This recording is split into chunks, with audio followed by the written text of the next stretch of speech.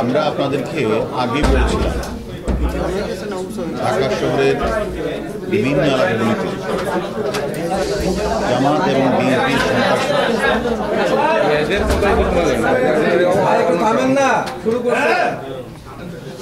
আমি শুরু করলাম। আমরা আপনাদেরকে আগে বলেছিলাম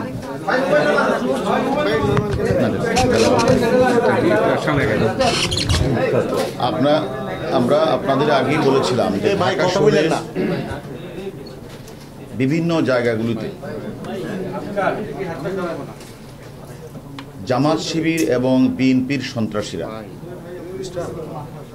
কোঠা বিরোধী আন্দোলনকে ঘিরে কোমলমতি ছাত্রদেরকে ব্যবহার করে তারা ঢাকা শহরের বিভিন্ন এলাকাগুলিতে তারা যেভাবে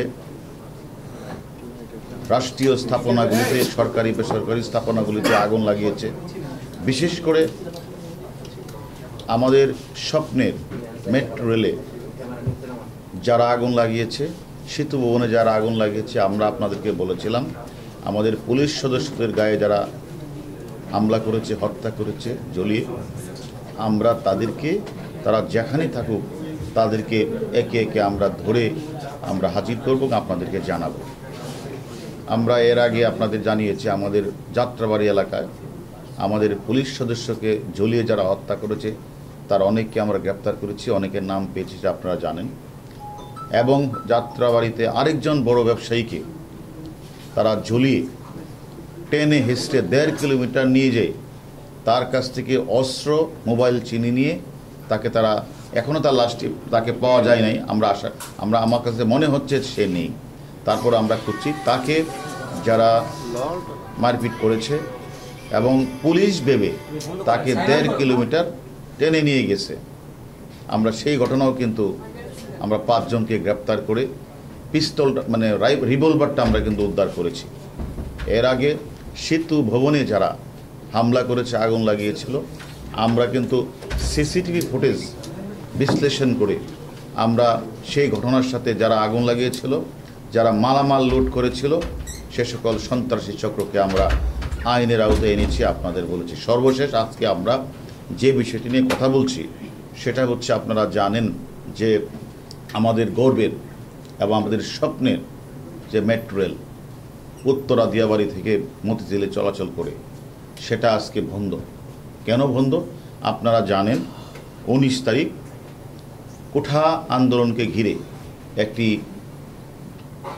সন্ত্রাসী মহল জামাত বিএনপি যারা এর নেতৃত্ব দিয়ে আপনারা জানেন কাজীপাড়া এবং 10 নম্বর যে স্টেশনে তারা ভাঙচুর করেছে, অগ্নিসংযোগ করেছে।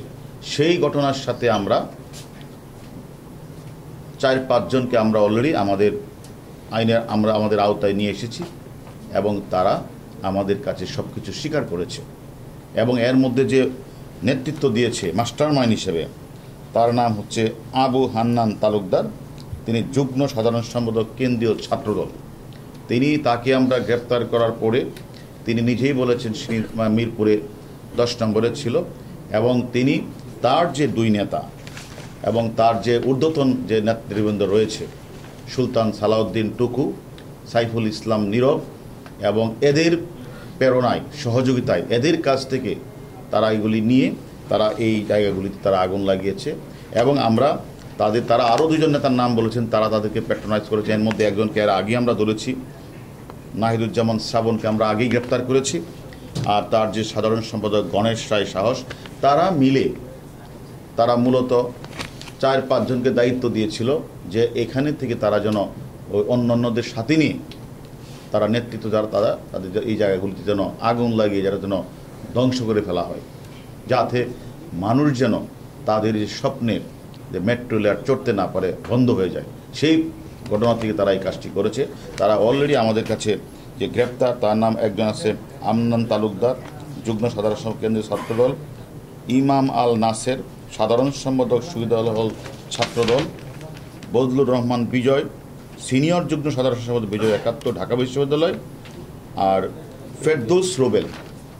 আমরা জানতাম না যে জাতীয় বিশ্ববিদ্যালয়ে যে ছাত্রদলের কমিটি আছে সেই কমিটির সে হলো সহসভাপতি। এরা মিলে এবং তাদের সাথে তাদের যে সহযোগীরা মিলে তারা 10 নম্বর এলাকায় নৈরাজ্য সৃষ্টিকারীর মধ্যে সমন্বয়ের কাজ করে এবং মেট্রো রেলে ভাঙচুর চালায় আর অগ্নিসংযোগ করে এবং তারা নিরাপত্তে থাকা দায়িত্ব আমাদের পুলিশ সদস্যের উপর তারা হামলা করে। আমরা এই ঘটনা, এই মেট্রো রেলের ঘটনার সাথে আমরা অনেকেরই নাম পেয়েছি, যারা নেতৃত্ব দিয়েছে তাদের এর মধ্যে 4 জনকে আমরা গ্রেপ্তার করেছি। বাকিদেরও কিন্তু আমাদের নাম্বার আমাদের কাছে আছে, তারা কোথায় আছে সেই লক্ষ্যে আমাদের ডিবির টিম তারা কাজ করছে। আমরা মনে করি, আমরা আগেও বলেছি, যারা রাষ্ট্রীয় সম্পদ নষ্ট করে, যারা আমাদের বিভিন্ন ধরনের রাষ্ট্রীয় স্থাপনা আগুন জ্বালিয়েছে, আমাদের পুলিশ সদস্যদেরকে হত্যা করে ঝুলিয়ে রেখেছে, এছাড়া অনেক সাধারণ পাবলিক যারা আসতেছিল তাদেরকে পুলিশ ভেবে নিয়ে টেনে হিঁচড়ে হত্যা করেছে। এবং আপনারা জানেন উত্তরাতে একজন নেতার পিএস তাকে মেরে তাকেও ঝুলিয়ে রাখা হয়েছে। এই যে বর্বরচিত যে হামলা এবং এই যে বর্বরচিতভাবে মানে কুপিয়ে, কাউকে ঝুলিয়ে, কাউকে টেনে হিঁচড়ে এই যে হত্যাকাণ্ডটি সংঘটিত করেছে, আমরা মনে করি তারা বাংলাদেশের উন্নয়নের পক্ষে কোনো লোক না। তারা, আমি মনে করি তারা বাংলাদেশকে অকার্যকর করা, বাংলাদেশকে ধ্বংস করা, তারা চক্রে ষড়যন্ত্রে লিপ্ত। আমি মনে করি এদের পর থেকেই যারা এই ধরনের কার্যক্রম চালিয়েছে তারা ঢাকা সহ ঢাকার বাইরে যে কোনো জায়গায় তারা লুকিয়ে আছে। আমরা মনে তারা লুকিয়ে থেকে তারা পার পাবে না। তাদের সেই গর্ত থেকে আমাদের ডিবির চৌকস টিম খুঁজছে, প্রত্যেককে আমরা আইনের আওতায় নিয়ে আসবো। অনেকে মনে করেছে যে ঢাকা শহর ছেড়ে পালিয়ে আমরা হয়তো গ্রামে অথবা অন্য শহরে চলে গেছি, এটা মনে করতেছে জামাত শিবির চক্র, বিএনপি নেতৃবৃন্দ। আমি মনে করি সেটা হবে না। যারা ঢাকা শহরে অরাজকতা সৃষ্টি করেছে, ঢাকা শহরের বিভিন্ন স্থাপনা, বিশেষ করে বিটিবি ডাটা সেন্টার এবং সেতু ভবন থেকে শুরু করে স্বপ্নের মেট্রো রেলে তারা আগুন লাগিয়েছে, আমরা মনে করি মামলা রুজু হয়েছে। আমরা মনে করি সেই মামলায় আমাদের ডিবির টিম তদন্ত করছে। তদন্তের মাধ্যমে যারা যারা এই ঘটনাটা ঘটেছে প্রত্যেকেই তারা কে কি করে সেটা আমাদের কাছে জানার বিষয় না, তাদেরকে আমরা অবশ্যই আইনের আওতায় নিয়ে আসবো এবং আমি মনে করি এনে আপনাদেরকে আমরা পরবর্তী পর্যায়ে আবার জানাবো। যাদেরকে গ্রেফতার করা হয়েছে তাদের পূর্ব পরিকল্পনা অবশ্যই, আমি তো বলেছি পূর্ব পরিকল্পনা তো অবশ্যই ছিল। একটা কুঠা আন্দোলন সেখানে চলছে সাধারণ কোমলমতি শিক্ষার্থীদের মধ্যে, আর সেই কুঠা আন্দোলনকে ঘিরে তারা তাৎক্ষণিকভাবে ঢাকা শহরের সমস্ত উন্নয়নমূলক যে কর্মকাণ্ড যেখানে হয়েছে সেই সবগুলি জায়গায় তারা একযোগে তারা হামলা করেছে, তারা আগুন দিয়ে পুড়িয়ে ফেলেছে। এটা অবশ্যই পরিকল্পিত।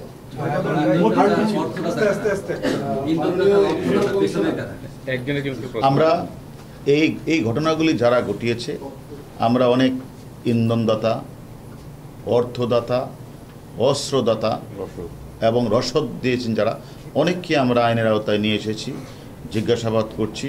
জিজ্ঞাসাবাদের প্রেক্ষিতে তাদের সাথে আরও কারা ছিল তাদেরকেও আমরা খুঁজে বের করছি। আমরা মনে করি প্রত্যেকটা ঘটনায় আমরা সুষ্ঠুভাবে তদন্ত করে যারাই এর সাথে জড়িত সবাইকে আমরা আইনের আওতায় নিয়ে আসবো এবং আমরা কোনো নিরপরাধ ব্যক্তিকে আমরা বলে হেয় করবো না। গত শুক্রবারে আমরা একটু ভিন্ন প্রসঙ্গ যাই। গত শুক্রবারে আপনারা নিরাপত্তার স্বার্থে কোটা আন্দোলনের 3 সমন্বয়কে এনেছেন এবং গতকালকে আপনি একটা বক্তব্য দিয়েছেন। গত সন্ধ্যাতেও সার্জিস এবং হাসনাতকে আবার এনেছেন। আসলে পুরো বিষয়টা কি যদি একটু বলতেন, কেন এনেছেন, তাদের অবস্থা কি? দেখেন, আমাদের যারা এই ধরনের ধ্বংসলীলা চালিয়েছে, বিভিন্ন স্থাপনায় আগুন লাগিয়েছে, এই সকল দুর্বৃত্তদের, এই সকল জামাত শিবির চক্রদের যেমন ধরার দায়িত্ব আমাদের কাজ, আবার আমাদের পুলিশের একটা কাজ হচ্ছে যদি কেউ নিরাপত্তাহীনতায় ভুগে এবং তারা যদি বিভিন্ন জায়গাগুলিতে বলে যে আমাদের যে কোনো সময় আমাদের বিপদ হতে পারে, সেটা আমরা জানার পরে আমাদের নৈতিক দায়িত্বটাই হচ্ছে তাদেরকে সেফলি নিয়ে আসা। নতুবা আর এটা কেন আপনারা হয়তো বলতে পারেন যে শুধু তাদের ক্ষেত্রে কেন, আপনারা জানেন এই লোকগুলিকে ঘিরেই, এই কোমলমতি শিক্ষার্থীদেরকে ঘিরেই কিন্তু একটি অসাধু চক্র জামাত বিএনপি, যারা তাদের সুযোগকে অনুপ্রবেশ করে তারা ঢাকা শহরকে তারা একটা গণতান্ত্রিক সরকারকে তারা পতন ঘটাতে চেয়েছিল। তারা রাষ্ট্রের সবচেয়ে গুরুত্বপূর্ণ স্থাপনাগুলিতে তারা আগুন লাগানোর চেষ্টা করেছিল পূর্বকল্পিতভাবে। সেই কারণে আমি মনে করি আবার তাদেরকে কোনো কিছু করে আবার যদি তারা আন্দোলনের কোনো কিছু করতে চায়, সে কারণে আমি মনে করি নিরাপত্তার স্বার্থেই কিন্তু তাদেরকে আমরা আমাদের ডিবি হেফাজতে নিয়ে একটা বিষয় আপনাদের হেফাজতে তাদেরকে কতদিন রাখবেন?